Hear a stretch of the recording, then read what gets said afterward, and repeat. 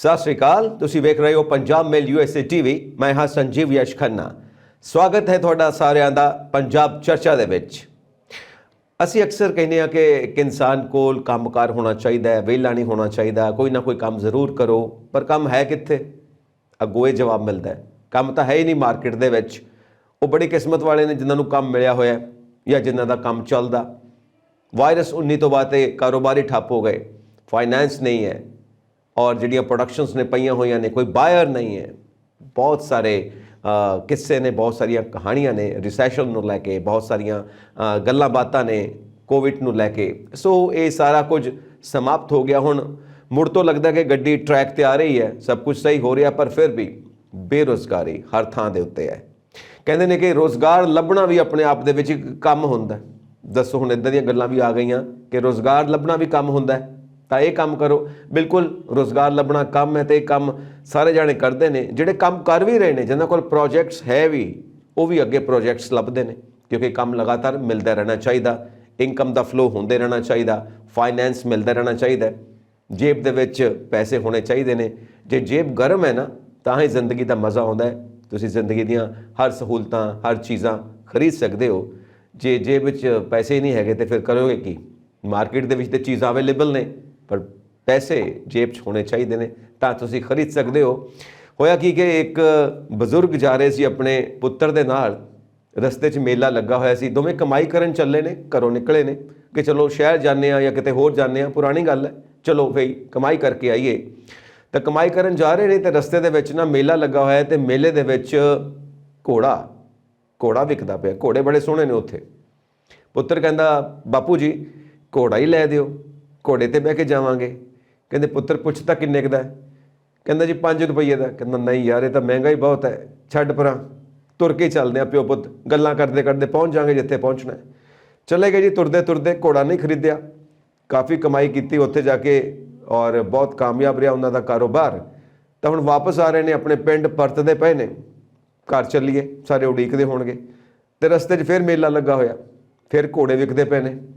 ਪੁੱਤਰ ਕਹਿੰਦਾ, ਬਾਪੂ ਜੀ ਘੋੜਾ ਲੈ ਲਈਏ, ਮੇਰਾ ਚਿੱਤ ਕਰਦਾ, ਪਿਛਲੀ ਵਾਰ ਤਾਂ ਲੈ ਨਹੀਂ ਸਕੇ ਸੀ, ਜੇਬ 'ਚ ਪੈਸੇ ਨਹੀਂ ਸੀ, ਹੁਣ ਤਾਂ ਪੈਸੇ ਹੈਗੇ ਨੇ, ਲੈ ਲਈਏ। ਕਹਿੰਦਾ ਪੁੱਛ ਤਾਂ ਕਿੰਨੇ ਕੁ ਦਾ?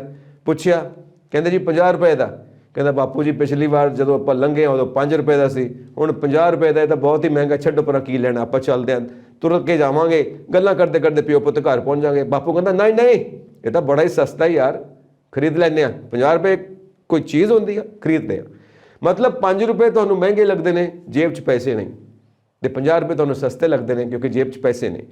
ਕਾਰੋਬਾਰ ਕੀਤਾ ਹੈ, ਰੁਜ਼ਗਾਰ ਕੀਤਾ ਹੈ, ਕਮਾਈ ਕੀਤੀ ਹੈ। ਸੋ ਰੁਜ਼ਗਾਰ ਬਹੁਤ ਜ਼ਿਆਦਾ ਜ਼ਰੂਰੀ ਹੈ। ਹਰ ਹੱਥ ਕੋਲ ਕੰਮ ਹੋਣਾ ਚਾਹੀਦਾ ਹੈ ਤਾਂ ਕਿ ਹਰ ਸਿਰ ਇੱਜ਼ਤ ਦੇ ਨਾਲ ਉੱਤੇ ਰਵੇ। ਇਹੀ ਕਿਸੇ ਵੀ ਦੇਸ਼ ਦੇ ਅੰਦਰ ਜ਼ਰੂਰੀ ਹੁੰਦਾ, ਕਿਸੇ ਵੀ ਸਰਕਾਰ ਲਈ, ਕਿ ਦੇਸ਼ਵਾਸੀ ਆਤਮ ਸਨਮਾਨ ਦੇ ਨਾਲ, ਸੈਲਫ ਰਿਸਪੈਕਟ ਦੇ ਨਾਲ ਜਿਉਣ, ਕਿਉਂਕਿ ਉਹਨਾਂ ਕੋਲ ਕੰਮ ਹੈ। ਅੱਜ ਅਸੀਂ ਕੰਮ ਦੇ ਉੱਤੇ ਗੱਲ ਕਰਾਂਗੇ, ਕੰਮ ਦਾ ਮੁੱਦਾ, ਰੁਜ਼ਗਾਰ ਦਾ ਮੁੱਦਾ। ਪੂਰੀ ਦੁਨੀਆ ਦੇ ਵਿੱਚ ਬੇਰੁਜ਼ਗਾਰੀ ਹੈ, ਭਾਰਤ ਦੇ ਵਿੱਚ ਬੇਰੁਜ਼ਗਾਰੀ ਹੈ, ਪੰਜਾਬ ਦੇ ਵਿੱਚ ਬੇਰੁਜ਼ਗਾਰੀ ਹੈ। 1 ਬਾਏ 1 ਆਪਾਂ ਸਾਰੇ ਸਿਨੈਰੀਓਜ਼ ਦੇਖਦੇ ਹਾਂ। ਮੇਰੇ ਨਾਲ ਮੇਰਾ ਸਾਥ ਦੇ ਰਹੇ ਨੇ, ਸਟੂਡੀਓਜ਼ ਦੇ ਵਿੱਚ ਮੌਜੂਦ ਨੇ ਪੋਲੀਟੀਕਲ ਐਨਾਲਿਸਟ, ਇਕਨੋਮਿਕਸ ਦੇ ਵੀ ਮਾਹਰ ਨੇ, ਤਾਂ ਅਸੀਂ ਕਹਾਂਗੇ ਕਿ ਇਕਨੋਮਿਕਸ ਦੇ ਵੀ ਐਨਾਲਿਸਟ ਨੇ। ਸੋ ਡਾਕਟਰ ਰਾਜੀਵ ਖੋਸਲਾ, ਤੁਸੀਂ ਜਾਣੂ ਹੋ ਉਹਨਾਂ ਤੋਂ। Welcome to the show Rajiv. Thank you ji, thank you very much Khanna Sahib. So Rajiv ji, ਕੰਮ ਜ਼ਰੂਰੀ ਹੈ, ਤੁਹਾਡੇ ਕੋਲ ਵੀ ਕੰਮ ਹੋਣਾ ਚਾਹੀਦਾ, ਮੇਰੇ ਕੋਲ ਵੀ ਕੰਮ ਹੋਣਾ ਚਾਹੀਦਾ, ਸਾਰਿਆਂ ਕੋਲ ਕੰਮ ਹੋਣਾ ਚਾਹੀਦਾ। ਇਹ ਜਿਹੜੀ ਮੰਦੀ ਹੈ, ਮੰਦੀ ਦਾ ਆਲਮ, ਮੰਦੀ ਦਾ ਸੀਨ ਬਣਿਆ ਹੋਇਆ, ਇਹ ਪੂਰੀ ਦੁਨੀਆ 'ਚ ਇਸ ਵਕਤ ਕਿਸ ਹਾਲਤ ਦੇ ਵਿੱਚ ਹੈ? ਅਨਇੰਪਲੋਇਮੈਂਟ ਪੂਰੀ ਦੁਨੀਆ ਦੇ ਵਿੱਚ। ਦੇਖੋ ਜੀ, ਕੌਮਾਂਤਰੀ ਪੱਧਰ ਦੇ ਉੱਤੇ ਜਿਹੜਾ ਇਸ ਵੇਲੇ ਬੇਰੁਜ਼ਗਾਰੀ ਜਿਹੜੀ ਹੈ, ਬਹੁਤ ਹੀ ਡੇਂਜਰਸ, ਜਿਹਨੂੰ ਅੰਗਰੇਜ਼ੀ ਦੇ ਵਿੱਚ ਅਸੀਂ ਅੱਖਰ ਯੂਜ਼ ਕਰਦੇ ਹਾਂ ਜੀ, ਉਹਨਾਂ ਡਾਇਮੈਂਸ਼ਨਸ ਤੇ ਪਹੁੰਚੀ ਹੋਈ ਹੈ। 853 ਕੰਪਨੀਆਂ ਨੇ ਸਿਰਫ 2022 ਸਾਲ ਦੇ ਵਿੱਚ 1,37,000 ਵਰਕਰਸ ਨੂੰ ਕੱਢਤਾ ਨੌਕਰੀਆਂ ਤੋਂ, ਇੰਨੇ ਲੋਕਾਂ ਨੂੰ ਫਾਇਰ ਕਰਤਾ। ਓਕੇ। ਖਾਸ ਕਰਕੇ ਜਿਹੜੀ ਸਮੱਸਿਆ ਆਈ ਹੈ ਉਹ IT ਸੈਕਟਰ ਦੇ ਉੱਤੇ ਜ਼ਿਆਦਾ ਹੈ। ਅਸੀਂ ਜੋ ਦੇਖ ਰਹੇ ਹਾਂ, ਸਾਨੂੰ ਜੋ ਸਾਹਮਣੇ ਨਜ਼ਰ ਆ ਰਿਹਾ, ਉਹ ਇਹੀ ਨਜ਼ਰ ਆ ਰਿਹਾ ਬਈ IT ਸੈਕਟਰ ਜਿਹੜਾ ਹੈ ਉਹਦੇ ਵਿੱਚ ਨੌਕਰੀਆਂ ਜ਼ਿਆਦਾ ਜਾ ਰਹੀਆਂ। ਜਿਹੜਾ IT ਸੈਕਟਰ ਅੱਜ ਤੋਂ ਅਸੀਂ ਜੇ 3-4 ਸਾਲ 5 ਸਾਲ ਪਹਿਲਾਂ ਗੱਲ ਕਰਦੇ ਸਾਂ ਤਾਂ ਆਈਟੀ ਸੈਕਟਰ ਦੇ ਵਿੱਚ ਹਰ ਬੱਚਾ, ਕਿਉਂਕਿ ਮੈਂ ਟੀਚਿੰਗ ਦੇ ਵਿੱਚ ਹੈ, ਤਾਂ ਅਸੀਂ ਦੇਖਦੇ ਸੀ ਵੀ ਜਿਹੜਾ ਕੰਪਿਊਟਰ ਸਾਇੰਸ ਇੰਜੀਨੀਅਰਿੰਗ ਹੈ ਉਹਦੇ ਵਿੱਚ ਜਾਂਦਾ ਸੀ, ਜਾਂ MCA ਜਾਂ MSc IT, ਇਹਨਾਂ ਫੀਲਡਸ ਦੇ ਵਿੱਚ ਬੱਚੇ ਜਾਂਦੇ ਸਨ। ਕਾਰਨ ਇਹ ਸੀਗਾ ਵੀ ਮਲਟੀਨੈਸ਼ਨਲ ਕੰਪਨੀਆਂ ਜਿਹੜੀਆਂ ਨੇ ਹਿੰਦੁਸਤਾਨ ਦੇ ਵਿੱਚ ਵੀ ਔਰ ਵਰਲਡ ਓਵਰ ਸਾਡੇ ਬੱਚਿਆਂ ਨੂੰ ਚੱਕਦੀਆਂ ਸਨ। ਉੱਥੇ ਜੌਬਸ ਦੇ ਜਿਹੜੀਆਂ ਅਪੋਰਚੁਨਿਟੀਜ਼ ਸੀਗੀਆਂ ਉਹ ਚੰਗੀਆਂ ਸਨ। ਲੇਕਿਨ ਹੁਣ ਜਿਹੜੀ ਆਈਟੀ ਸੈਕਟਰ ਜਿਹੜਾ ਹੈ, ਇੱਥੇ ਸਭ ਤੋਂ ਵੱਡਾ ਕ੍ਰੈਸ਼ ਆਇਆ ਹੈ। ਆਈਟੀ ਸੈਕਟਰ ਦੀਆਂ ਸਮੱਸਿਆਵਾਂ ਜਿਹੜੀਆਂ ਨੇ ਉਹ ਵਧੀਆਂ। ਜਿਹੜਾ ਆਈਟੀ ਸੈਕਟਰ ਸਭ ਤੋਂ ਵੱਧ ਅਪੋਰਚੁਨਿਟੀਜ਼ ਦੇ ਰਿਹਾ ਸੀ, ਅੱਜ ਉਹ ਮੜੀਆਂ ਦੇ ਵਿੱਚ ਤਬਦੀਲ ਹੋ ਗਿਆ। ਆਈਟੀ ਸੈਕਟਰ ਇੱਕ ਸ਼ਮਸ਼ਾਨ ਬਣ ਕੇ ਨਿਕਲ ਗਿਆ, ਜਿੱਥੇ ਇੰਨੀ ਜਲਦੀ ਸਾਰੀਆਂ ਦੀਆਂ ਸਾਰੀਆਂ ਨੌਕਰੀਆਂ ਜਿਹੜੀਆਂ ਨੇ ਇਸ ਸੈਕਟਰ ਦੇ ਵਿੱਚੋਂ ਗਈਆਂ ਨੇ। ਤਾਂ ਮੇਨਲੀ ਜਿਹੜਾ ਹੈ ਵਰਲਡ ਓਵਰ, ਚਾਹੇ ਅਸੀਂ ਯੂਰਪ ਦੀ ਗੱਲ ਕਰ ਲਈਏ, USA ਦੀ ਗੱਲ ਕਰ ਲਈਏ, ਕੈਨੇਡਾ ਦੀ, ਆਸਟ੍ਰੇਲੀਆ ਦੀ, ਅਸੀਂ ਸਾਰੇ ਪਾਸੇ ਦੇਖਦੇ ਹਾਂ ਵੀ ਇੱਕ ਮੰਦਵਾੜਾ, ਰਿਸੈਸ਼ਨ ਜਿਹਨੂੰ ਆਪਾਂ ਕਹਿੰਦੇ ਹਾਂ, ਉਹ, ਔਰ ਦੂਸਰਾ ਆਈਟੀ ਸੈਕਟਰ ਦੇ ਵਿੱਚ ਜਿਹੜੀ ਪ੍ਰੋਬਲਮ ਹੈ ਉਹ ਜ਼ਿਆਦਾ ਹੈ। ਇਹ ਜਿਹੜਾ ਮੰਦਵਾੜਾ ਹੈ, ਹਜੇ ਜਿਹੜੇ ਐਸਟੀਮੇਟਸ ਆ ਰਹੇ ਨੇ ਵਰਲਡ ਬੈਂਕ ਦੇ ਜਾਂ OECD ਉਹਦੇ ਜਾਂ IMF ਦੇ, ਉਹ ਸਾਰੇ ਐਸਟੀਮੇਟਸ ਇਹ ਦੱਸ ਰਹੇ ਆ ਵੀ 2023 ਤਾਂ ਜੋ ਅਸੀਂ ਦੇਖ ਰਹੇ ਹਾਂ 22 ਦੇ ਵਿੱਚ ਉਸ ਤੋਂ ਵੀ ਜ਼ਿਆਦਾ ਮਾੜਾ ਹੋਣ ਜਾ ਰਿਹਾ।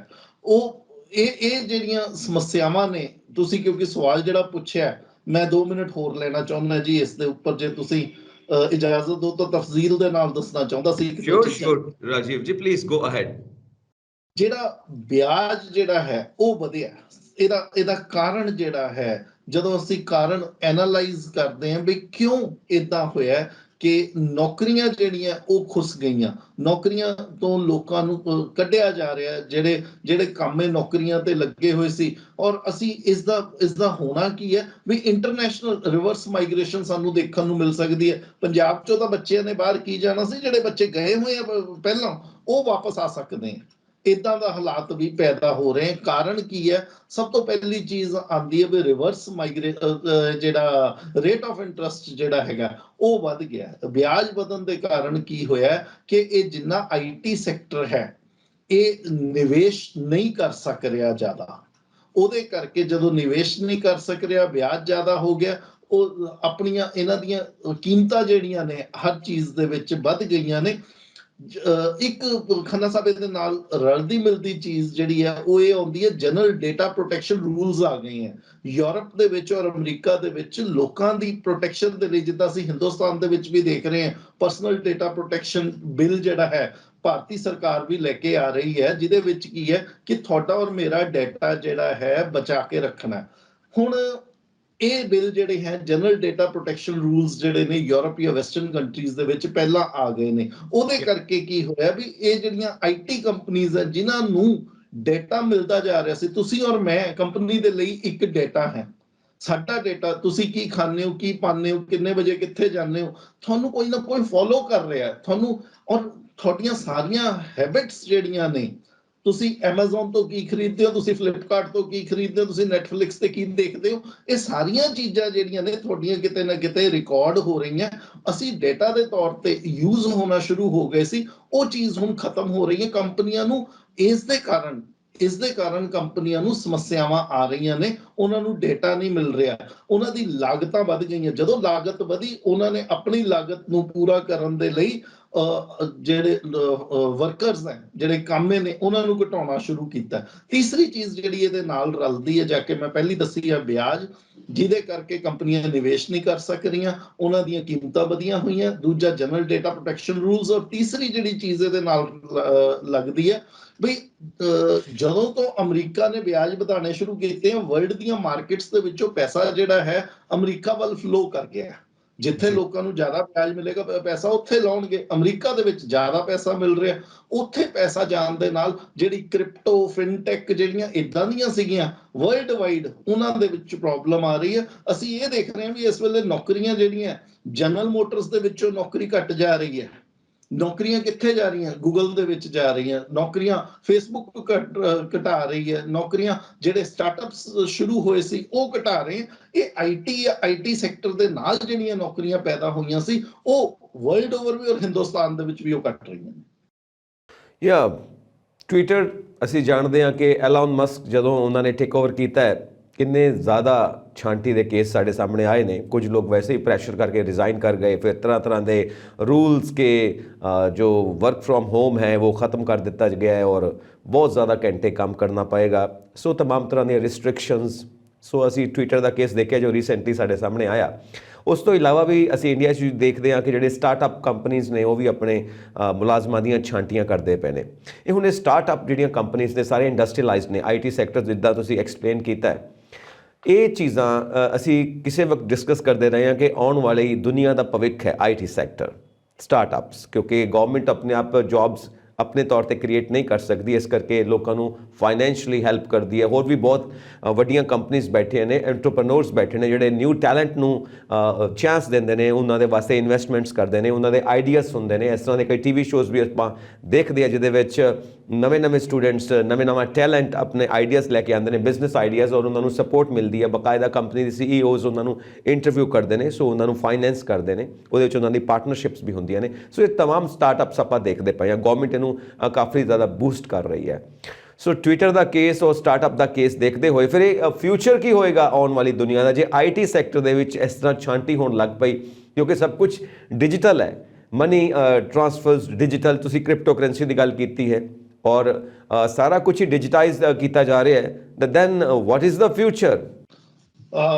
ਖੰਨਾ ਸਾਹਿਬ, ਜਿਹੜਾ ਕਰੋਨਾ ਤੋਂ ਬਾਅਦ ਕੀ ਹੋਇਆ ਸੀਗਾ ਕਿ ਸਾਨੂੰ ਇਦਾਂ ਦਾ ਇੱਕ ਸਿਨੈਰੀਓ ਸਾਹਮਣੇ ਨਜ਼ਰ ਆਉਣਾ ਸ਼ੁਰੂ ਹੋ ਗਿਆ ਸੀ ਵੀ ਕ੍ਰਾਂਤੀ ਜਿਹੜੀ ਹੈ ਇਨਫੋਰਮੇਸ਼ਨ ਟੈਕਨੋਲੋਜੀ ਸੈਕਟਰ ਦੇ ਵਿੱਚ, ਆਈਟੀ ਸੈਕਟਰ ਦੇ ਵਿੱਚ ਬਹੁਤ ਵੱਧ ਗਈ ਹੈ। ਜਿਹੜੀਆਂ ਚੀਜ਼ਾਂ ਅੱਜ ਤੋਂ 20 ਸਾਲ ਬਾਅਦ ਹੋਣੀਆਂ ਸੀ ਉਹ ਕਰੋਨਾ ਦੇ ਕਾਰਨ ਕਿਤੇ ਨਾ ਕਿਤੇ ਐਡਵਾਂਸ ਦੇ ਵਿੱਚ ਹੋਣੀਆਂ ਸ਼ੁਰੂ ਹੋ ਗਈਆਂ।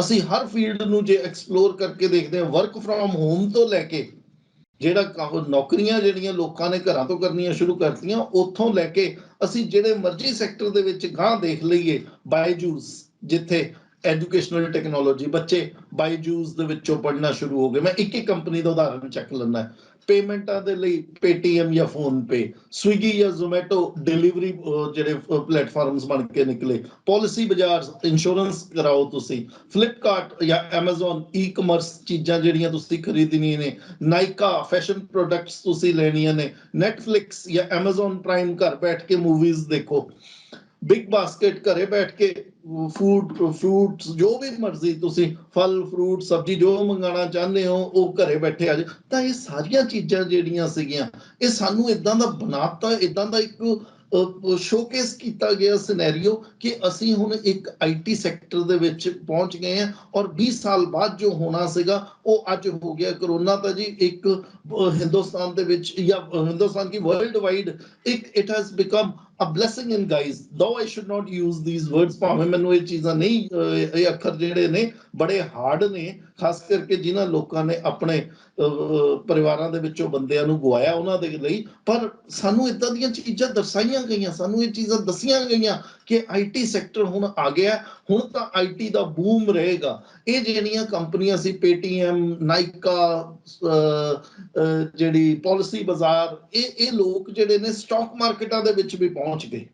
ਪਹਿਲੀ ਵਾਰੀ ਅਸੀਂ ਦੇਖਿਆ ਯੂਨੀਕੌਰਨ ਹੁੰਦਾ ਜੀ 100 ਕਰੋੜ ਡਾਲਰ ਦੀ ਕੰਪਨੀ ਜਿਹੜੀ ਹੈ, ਯਾਨੀ ਕਿ ਹਿੰਦੁਸਤਾਨ ਦੇ ਮੌਜੂਦਾ ਹਾਲਾਤਾਂ ਦੇ ਹਿਸਾਬ ਦੇ ਨਾਲ ਰੁਪਈਏ ਨੂੰ ਦੇਖਦੇ ਹੋਏ 8000 ਕਰੋੜ ਰੁਪਈਏ ਦੀ ਜੇ ਕੋਈ ਕੰਪਨੀ ਹੈਗੀ ਫਾਈਨਾਂਸ ਦੀ, ਫਾਈਨੈਂਸ਼ੀਅਲ ਟੈਕਨੋਲੋਜੀ ਫਿਨਟੈਕ ਕੰਪਨੀ ਜਿਹੜੀ ਹੈ, ਜਿਹੜੀ ਛੋਟੇ ਫਲਿੱਪਕਾਰਟ ਵਰਗੇ ਜਿਹੜੇ ਇਹ ਆਰਗੇਨਾਈਜੇਸ਼ਨ ਸ਼ੁਰੂ ਹੋਈਆਂ ਸੀਗੀਆਂ, ਇਹ ਲੋਕ ਜਿਹੜੇ ਨੇ 8000 ਕਰੋੜ ਤੇ ਜਦੋਂ ਪਹੁੰਚ ਜਾਂਦੇ ਆ ਤਾਂ ਉਹਨੂੰ ਯੂਨੀਕੌਰਨ ਕਹਿੰਦੇ ਆ। ਅਸੀਂ ਇਹ ਚੀਜ਼ਾਂ ਦੇਖੀਆਂ ਜਿਹੜੀਆਂ ਨਾਰਮਲ ਕੰਪਨੀਆਂ ਨੇ, ਜਿਹੜੀਆਂ ਬ੍ਰਿਕ ਐਂਡ ਮੋਰਟਾਰ ਸਟੋਰਸ ਨੇ, ਜਿਹੜੀਆਂ ਅਸੀਂ ਪੁਰਾਣੀਆਂ ਕੰਪਨੀਆਂ ਦੇਖਦੇ ਆ ਰਹੇ, ਜਿੱਦਾਂ ਮਾਰੂਤੀ ਹੋ ਗਈ, ਜਿੱਦਾਂ ਜਨਰਲ ਮੋਟਰਸ ਹੋ ਗਈ, ਜਿੱਦਾਂ ਟਾਟਾ ਮੋਟਰਸ ਹੋ ਗਈ, ਇਹ ਸਾਰੀਆਂ ਚੀਜ਼ਾਂ ਨੂੰ, ਮਹਿੰਦਰਾ, ਟਾਟਾ, ਬਾਟਾ, ਇਹ ਸਾਰੀਆਂ ਨੂੰ ਛੱਡ ਕੇ ਇੱਕ ਆਈਟੀ ਸੈਕਟਰ ਦੀਆਂ ਕੰਪਨੀ ਸਾਡੇ ਸਾਹਮਣੇ ਆ ਕੇ ਖੜੀਆਂ ਹੋ ਗਈਆਂ। ਆਈਟੀ ਸੈਕਟਰ, ਹਰ ਚੀਜ਼ ਦੇ ਵਿੱਚ ਆਈਟੀ ਸੈਕਟਰ ਸਾਨੂੰ ਦਿਖਾਇਆ ਗਿਆ, ਸਾਨੂੰ ਆਈਟੀ ਨੂੰ ਇੱਕ ਫਿਊਚਰ ਦੇ ਤੌਰ ਤੇ ਦਿਖਾਇਆ ਗਿਆ। ਲੇਕਿਨ ਹੌਲੀ ਹੌਲੀ ਕੀ ਹੈ, ਇਹ ਜਿਹੜਾ ਇੱਕ ਪਕਾਨਾ ਬਣਿਆ ਸੀਗਾ, ਅਸੀਂ ਵੀ ਇਸ ਨੂੰ ਡਿਜੀਟਲ ਇੰਡੀਆ ਦੇ ਰੂਪ ਦੇ ਵਿੱਚ ਉਚਾਰਿਆ ਸੀਗਾ, ਇਹ ਜਿਹੜਾ ਪਕਾਨਾ ਬਣ ਗਿਆ ਸੀਗਾ, ਇਹ ਬਰਸਟ ਹੋ ਗਿਆ।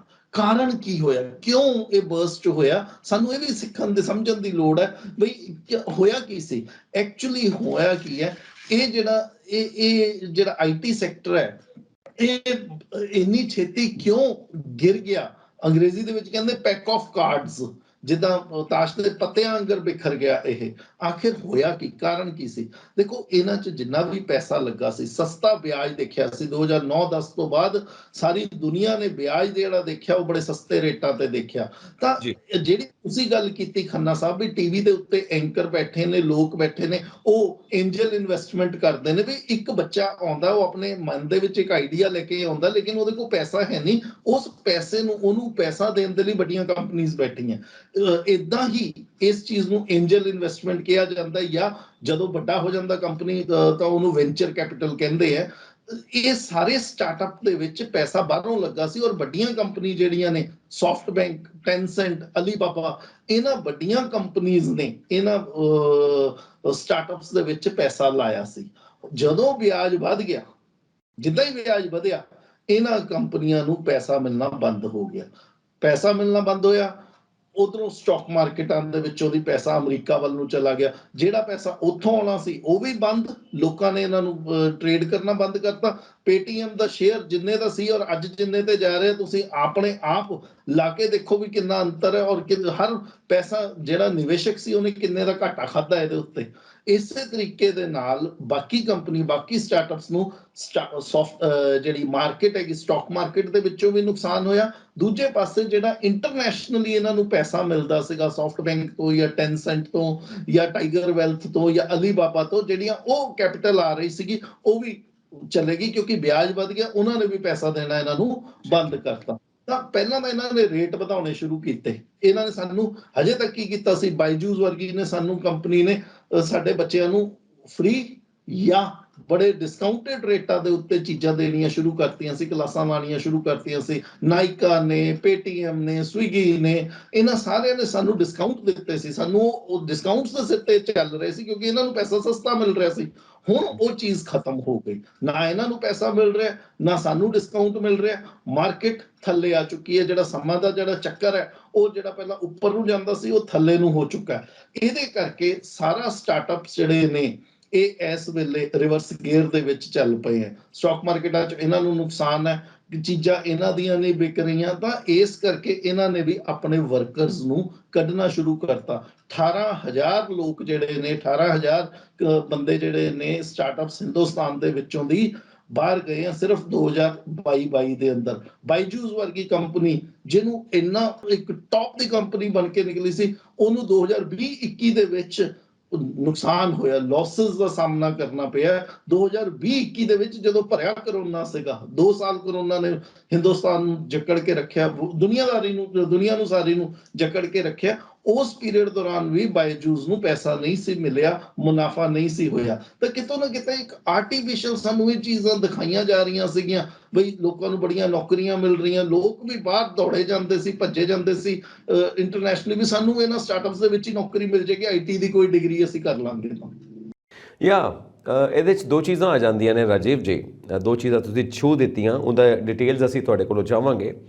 ਇੱਕ ਤਾਂ ਜਿਹੜਾ ਇਹ ਸੁਪਨਾ ਹੈ ਡਿਜੀਟਲ ਇਕੋਨਮੀ ਦਾ, ਸਭ ਕੁਝ ਡਿਜੀਟਾਈਜ਼ ਕਰ ਦਿੱਤਾ ਜਾਵੇ ਆਲ ਓਵਰ ਦ ਵਰਲਡ, ਉਹ ਸੁਪਨਾ ਕਿਵੇਂ ਪੂਰਾ ਹੋਏਗਾ ਜੇ ਆਈਟੀ ਸੈਕਟਰ ਦੇ ਵਿੱਚ ਛਾਂਟੀ ਕਰਨੀ ਪੈ ਰਹੀ ਹੈ। ਦੂਜੀ ਗੱਲ, ਵਿਦੇਸ਼ਾਂ 'ਚ ਜਾਣ ਦਾ ਟ੍ਰੈਂਡ, ਕਿਉਂਕਿ ਪਹਿਲਾਂ ਤਾਂ ਇਹ ਕਿਸੇ ਘਰ ਦੀ ਕਹਾਣੀ ਹੁੰਦੀ ਸੀ, ਅੱਜ ਕੱਲ੍ਹ ਹਰ ਘਰ ਦੀ ਕਹਾਣੀ ਹੈ। ਤੇ ਪੰਜਾਬ ਦੇ ਵਿੱਚ ਕਈ ਅਜਿਹੇ ਪਿੰਡ ਨੇ ਜਿੱਥੇ ਨੌਜਵਾਨ ਲੱਭਦੇ ਹੀ ਨਹੀਂ, ਸਾਰੇ ਬਾਹਰ ਜਾ ਚੁੱਕੇ ਨੇ।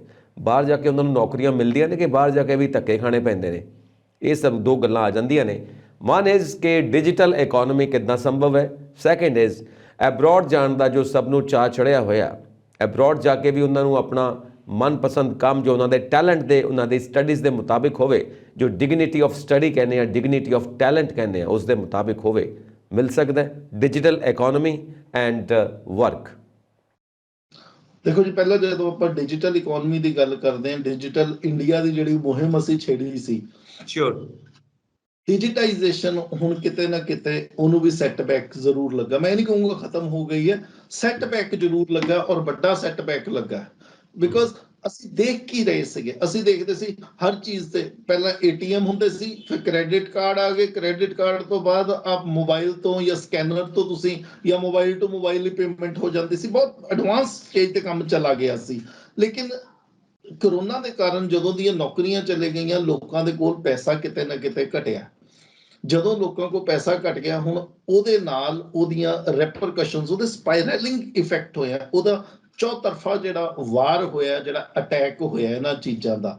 ਹਿੰਦੁਸਤਾਨ ਦੇ ਵਿੱਚ ਜਿਹੜੀ ਇਕਨੋਮੀ ਇਸ ਵੇਲੇ, ਅਰਥਚਾਰਾ ਸਾਡਾ ਕਿਸ ਤਰੀਕੇ ਦਾ ਨਿਕਲ ਰਿਹਾ, ਇਸ ਵੇਲੇ ਕੇ ਸ਼ੇਪ ਰਿਕਵਰੀ ਹੈ। ਕੇ ਦਾ ਮਤਲਬ ਹੈ ਕਿ ਉੱਪਰ ਵਾਲੇ ਲੋਕ ਹੋਰ ਰਈਸ ਹੁੰਦੇ ਜਾ ਰਹੇ ਹੈ, ਤੇ ਥੱਲੇ ਵਾਲੇ ਜਿਹੜੇ ਹੈ ਉਹ ਹੋਰ ਗਰੀਬ ਹੁੰਦੇ ਜਾ ਰਹੇ ਨੇ।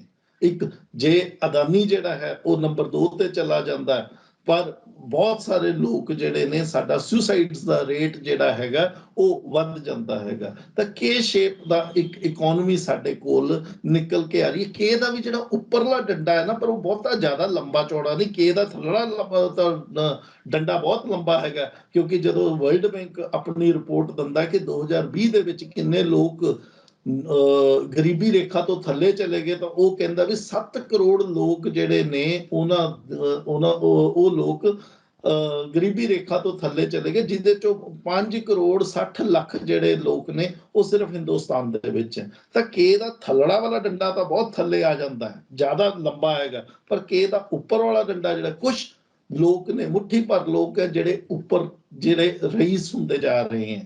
ਤਾਂ ਡਿਜੀਟਲ ਇੰਡੀਆ ਜਿਹੜੀ ਹੈ, ਸਿਰਫ ਜੇ ਅਸੀਂ ਇਹ ਕਹੀਏ ਵੀ ਉਹ ਲੋਕ ਡਿਜੀਟਲ ਇੰਡੀਆ ਚਲਾ ਲੈਣਗੇ, ਉਹ ਮੁਸ਼ਕਿਲ ਹੈ। ਡਿਜੀਟਲ ਇੰਡੀਆ ਤਾਂ ਉਦੋਂ ਚੱਲੇਗੀ ਜਦੋਂ ਆਮ ਲੋਕ ਜਿਹੜੇ ਨੇ ਉਹ ਡਿਜੀਟਾਈਜੇਸ਼ਨ ਦਾ ਮਤਲਬ ਸਮਝਣਗੇ, ਔਰ ਡਿਜੀਟਾਈਜੇਸ਼ਨ ਕਰਨਗੇ, ਇਨਫੋਰਮੇਸ਼ਨ ਟੈਕਨੋਲੋਜੀ ਨੂੰ ਯੂਜ਼ ਕਰਨਗੇ। ਇੱਥੇ ਤਾਂ ਸਾਡੇ ਸਾਹਮਣੇ ਜੋ ਨਜ਼ਰ ਆ ਰਿਹਾ ਵੀ ਲੋਕਾਂ ਦੇ ਕੋਲ ਕਾਰਾਂ ਦੀ ਤਾਂ ਡਿਮਾਂਡ ਵੱਧ ਰਹੀ ਹੈ ਵੱਡੀਆਂ ਦੀ, ਪਰ ਸਕੂਟਰ ਮੋਟਰਸਾਈਕਲਾਂ ਦੀ ਘਟ ਰਹੀ ਹੈ। ਇਹਦਾ ਮਤਲਬ ਹੈ ਉੱਪਰਲੇ ਲੋਕ ਉੱਪਰ, ਥੱਲੇ ਵਾਲੇ ਲੋਕ ਥੱਲੇ, ਗਰੀਬ ਹੋਰ ਗਰੀਬ, ਰਈਸ ਹੋਰ ਰਈਸ।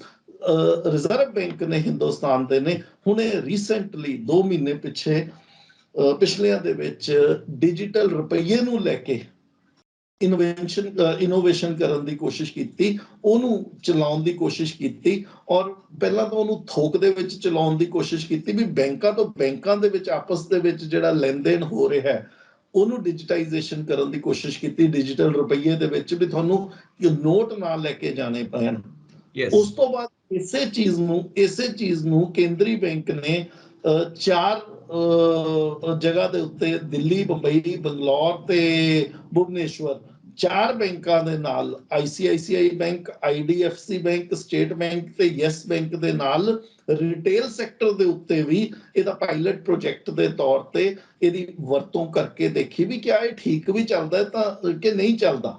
ਤਾਂ ਜਿਹੜਾ ਰਿਜ਼ਲਟ ਆਇਆ ਉਹਦਾ, ਬੈਂਕ ਟੂ ਬੈਂਕ ਤਾਂ ਉਹ ਠੀਕ ਚੱਲ ਗਿਆ, ਪਰ ਜਦੋਂ ਰਿਟੇਲ ਤੇ ਹੋਲਸੇਲ ਦੇ ਉੱਤੇ ਤਾਂ ਡਿਜੀਟਾਈਜੇਸ਼ਨ ਹੋ ਗਈ, ਬੈਂਕ ਟੂ ਬੈਂਕ ਤਾਂ ਕੰਮ ਚੱਲ ਗਿਆ, ਪਰ ਜਦੋਂ ਰਿਟੇਲ ਦੇ ਉੱਤੇ ਆਏ, ਆਮ ਲੋਕਾਂ ਦੇ ਵਿੱਚ ਆ ਕੇ ਉਹਨਾਂ ਨੂੰ ਕਿਹਾ ਵੀ ਤੁਸੀਂ ਖਰਚੋ ਪਾਇਲਟ ਪ੍ਰੋਜੈਕਟ ਦੇ ਤੌਰ ਤੇ ਉੱਤੇ 4 ਬੈਂਕਾਂ ਨੇ ਜਾਂ 4 ਜਗ੍ਹਾਵਾਂ ਦੇ ਉੱਤੇ, ਤਾਂ ਉੱਥੇ ਜਿਹੜੇ ਰਿਜ਼ਲਟਸ ਆਏ ਨੇ ਉਹ ਕੋਈ ਬਹੁਤੇ ਅੱਛੇ ਨਹੀਂ ਆਏ।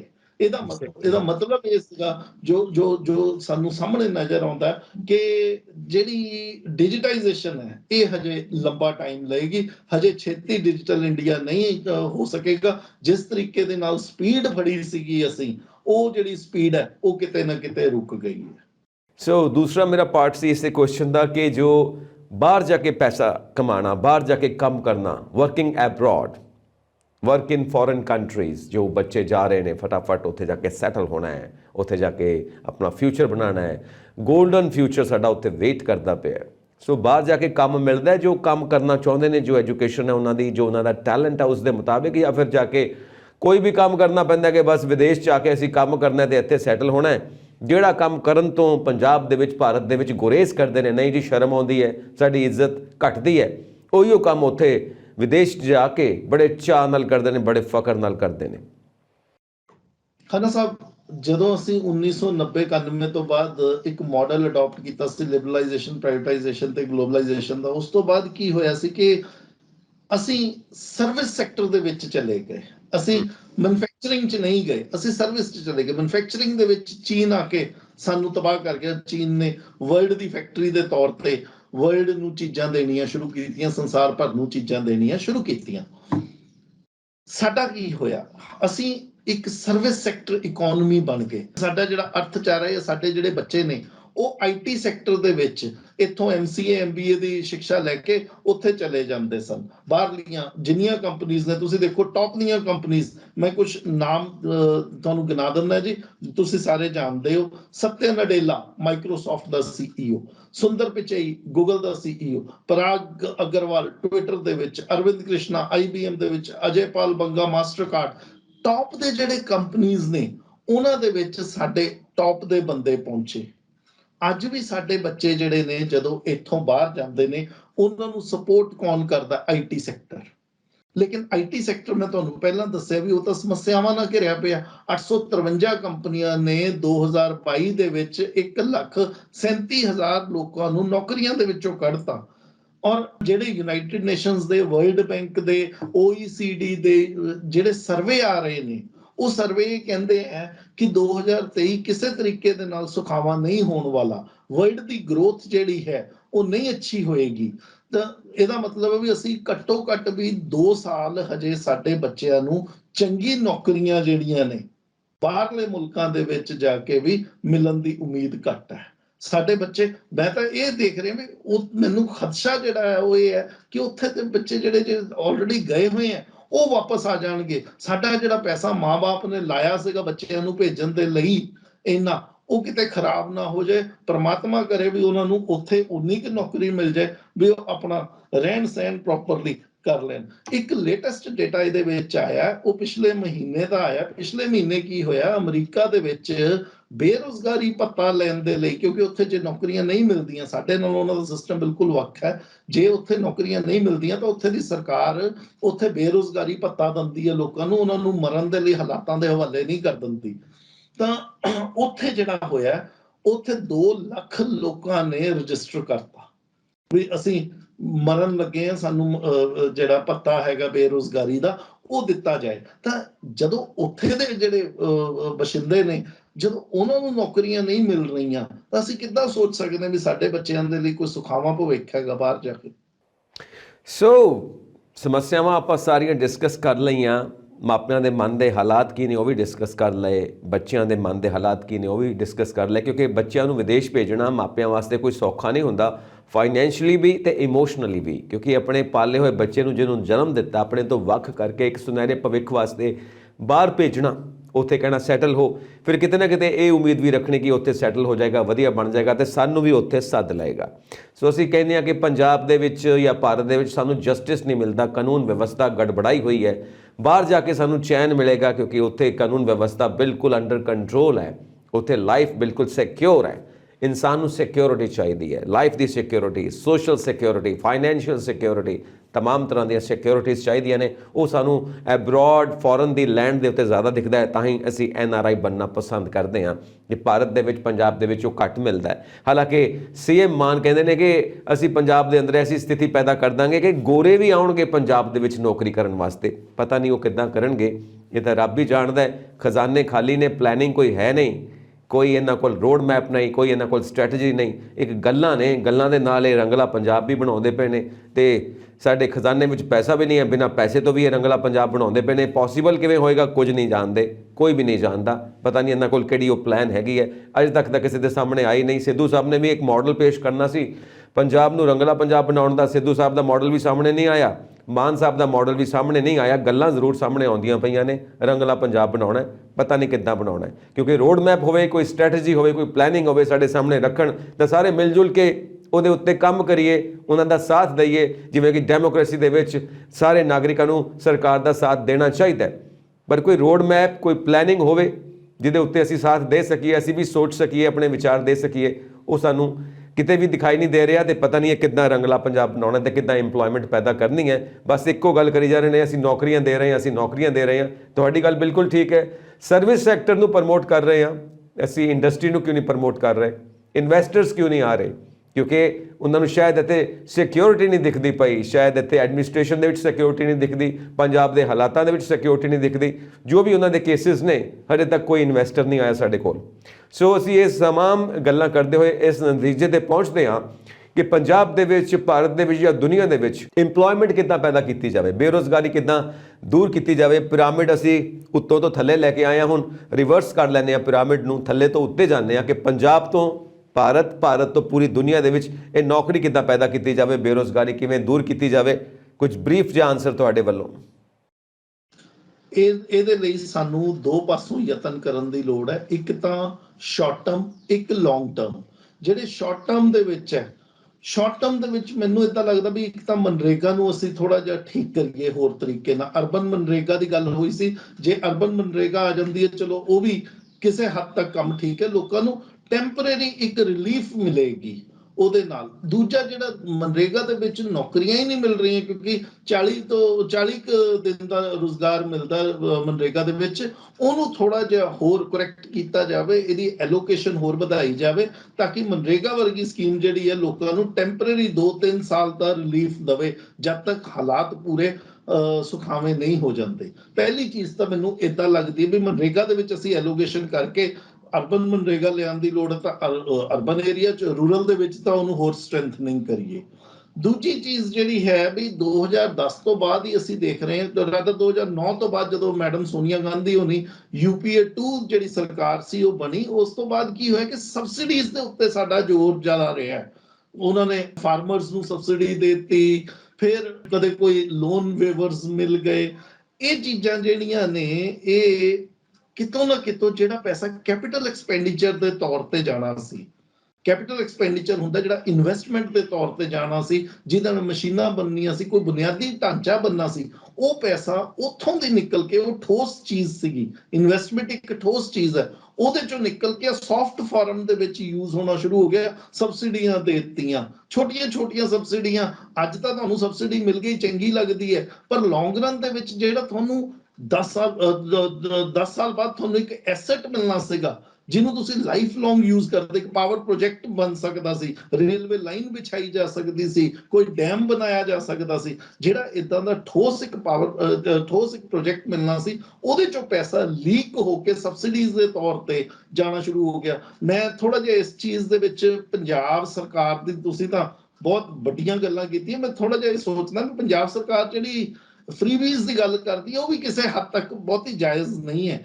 ਅਸੀਂ ਲੋਕਾਂ ਨੂੰ ਜਿਹੜਾ ਹੈ ਮੱਛਲੀ ਪਕੜ ਕੇ ਨਹੀਂ ਦੇ ਦੇਣੀ, ਅਸੀਂ ਉਹਨਾਂ ਨੂੰ ਮੱਛਲੀ ਪਕੜਨਾ ਸਿਖਾਉਣਾ ਹੈ। ਬਈ ਤੁਸੀਂ ਕਿਸ ਤਰੀਕੇ ਦੇ ਨਾਲ ਉਹਨਾਂ ਨੂੰ ਨੌਕਰੀ ਦੇ ਲਾਇਕ ਬਣਾਈਏ, ਤਾਂ ਉਹ ਹੋ ਸਕਦਾ ਕੈਪੀਟਲ ਐਕਸਪੈਂਡੀਚਰ ਦੇ ਨਾਲ ਮੋਦੀ ਸਰਕਾਰ ਵੀ ਔਰ ਪਿਛਲੀ ਸਰਕਾਰ ਨੇ ਵੀ, ਜਾਂ ਪੰਜਾਬ ਸਰਕਾਰ ਵੀ ਕੈਪੀਟਲ ਐਕਸਪੈਂਡੀਚਰ ਵੱਲ ਬਹੁਤ ਹੀ ਥੋੜਾ ਖਰਚਾ ਕਰ ਰਹੀ ਹੈ, ਜਿਹਨੂੰ ਕਰਨ ਦੀ ਲੋੜ ਹੈ। ਔਰ ਤੀਸਰਾ ਜਿਹੜਾ ਲੌਂਗ ਰਨ ਦੇ ਵਿੱਚ ਹੋ ਸਕਦਾ, ਸਾਹਮਣੇ ਸਾਡੇ ਜਿਹੜਾ ਨਜ਼ਰ ਆ ਰਿਹਾ ਵੀ ਚਾਈਨਾ ਨੂੰ ਇਸ ਵੇਲੇ ਬਾਈਕਾਟਸ ਹੋਣਗੇ, ਰਸ਼ੀਆ ਦਾ ਸਾਥ ਦੇਣ ਦੇ ਕਰਕੇ ਜੀਓਪੋਲਿਟੀਕਲ ਫਰੇਮਵਰਕ ਦੇ ਵਿੱਚ ਇਦਾਂ ਲੱਗਦਾ ਵੀ ਚਾਈਨਾ ਜਿਹੜੀ ਹੈ ਉਹਨੂੰ ਵੀ ਕਈ ਤਰੀਕੇ ਦੇ ਬੈਨ ਲੱਗਣਗੇ, ਖਾਸ ਕਰਕੇ ਸੈਮੀਕੰਡਕਟਰਸ ਜਿਹੜਾ ਹੈ ਜਿਹਦੇ ਤੇ ਆਲਰੇਡੀ ਬੈਨ ਲਾਤਾ, ਉਹਨੂੰ ਰਾ ਮਟੀਰੀਅਲ ਅਮਰੀਕਾ ਨੇ ਦੇਣ ਤੋਂ ਮਨਾ ਕਰਤਾ। ਕੋਈ ਇਦਾਂ ਦੀਆਂ ਚੀਜ਼ਾਂ ਨੇ ਜਿਹੜੀਆਂ ਸੈਮੀਕੰਡਕਟਰ ਚਿਪ ਬਣਾਉਣ ਦੇ ਲਈ ਯੂਜ਼ ਹੁੰਦੀਆਂ, ਜਿਹੜੀਆਂ ਅਮਰੀਕਾ ਨੇ ਤਬਾਹ ਕਰਤੀ। ਕਿਉਂ ਨਾ ਅਸੀਂ ਕੈਪੀਟਲ ਐਕਸਪੈਂਡੀਚਰ ਉਸ ਪਾਸੇ ਲਾਈਏ, ਸਾਡੇ ਕੋਲ ਵਰਲਡ ਦੇ ਬੈਸਟ ਬ੍ਰੇਨਸ ਹਿੰਦੁਸਤਾਨ ਦੇ ਵਿੱਚ ਅਵੇਲੇਬਲ ਨੇ। ਕਿਉਂ ਨਾ ਅਸੀਂ ਆਪਣੇ ਦਿਮਾਗ, ਆਪਣੇ ਲੋਕ ਜਿਹੜੇ ਸਾਡੀ ਇੰਟੈਲੈਕਚੁਅਲ ਪ੍ਰਾਪਰਟੀ, ਇੰਟੈਲੈਕਚੁਅਲ ਕੈਪੀਟਲ ਜਿਹੜੀ ਹੈ, ਉਸ ਪਾਸੇ ਉਹਨੂੰ ਇਸਤੇਮਾਲ ਕਰੀਏ ਔਰ ਹਿੰਦੁਸਤਾਨ ਨੂੰ ਚੀਨ ਦੀ ਜਗ੍ਹਾ ਦੇ ਉੱਤੇ ਇੱਕ ਆਲਟਰਨੇਟ ਡਿਵੈਲਪ ਕਰਵਾਈਏ।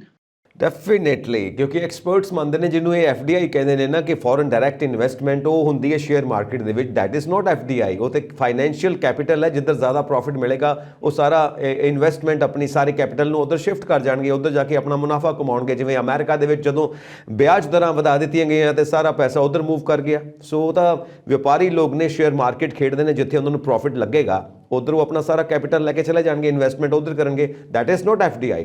FDI ਤਾਂ ਉਦੋਂ ਹੁੰਦੀ ਜਦੋਂ ਫੋਰਨ ਡਾਇਰੈਕਟ ਇਨਵੈਸਟਮੈਂਟ ਤਾਂ ਮਿਲੇਗੀ ਜੇ ਇੱਥੇ ਉਹਨਾਂ ਨੂੰ ਕੋਈ ਕੋਲੈਬੋਰੇਟਰਸ ਮਿਲਣਗੇ, ਇੱਦਾਂ ਦੀ ਕੋਈ ਉਹਨਾਂ ਨੂੰ ਸਥਿਤੀ ਮਿਲੇਗੀ ਕਿ ਜਿੱਥੇ ਪੈਸਾ ਡੁੱਬਣਾ ਬਿਲਕੁਲ ਵੀ ਰਿਸਕੀ ਨਾ ਹੋਵੇ।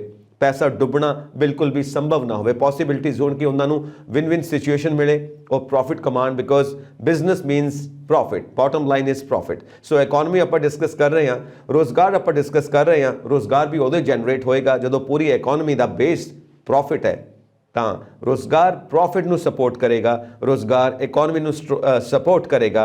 ਉਸ ਨੂੰ ਅਸੀਂ ਕਹਾਂਗੇ ਵਾਕਈ ਜਨਰੇਟ ਕੀਤਾ ਹੈ ਰੋਜ਼ਗਾਰ। ਕਿਉਂਕਿ ਆ ਨਹੀਂ ਕਿ ਇੱਥੋਂ ਤੱਕ ਇੱਥੇ ਤੱਕ ਸੋਚਿਆ, ਇੱਥੋਂ ਤੋਂ ਇੱਥੇ ਤੱਕ ਸੋਚਿਆ, ਨੋ, ਲੰਬਾ ਸੋਚੋ, ਲੌਂਗ ਰਨ ਸੋਚੋ, ਤਾਂ ਹੀ ਜਾ ਕੇ ਕਿਤੇ ਨਾ ਕਿਤੇ ਇਹ ਫਾਰਮੂਲਾ ਸਿੱਧ ਹੋਏਗਾ। ਜਿਵੇਂ ਆਪਾਂ ਕਹਿੰਦੇ ਆ ਨਾ, ਇਨਵੈਸਟਮੈਂਟ ਤੋਂ ਬਾਅਦ ਆਪਾਂ ਨੂੰ ਇੰਟਰਸਟ ਮਿਲਦਾ ਹੈ, ਕੰਪਾਊਂਡਿੰਗ ਹੁੰਦੀ ਆ।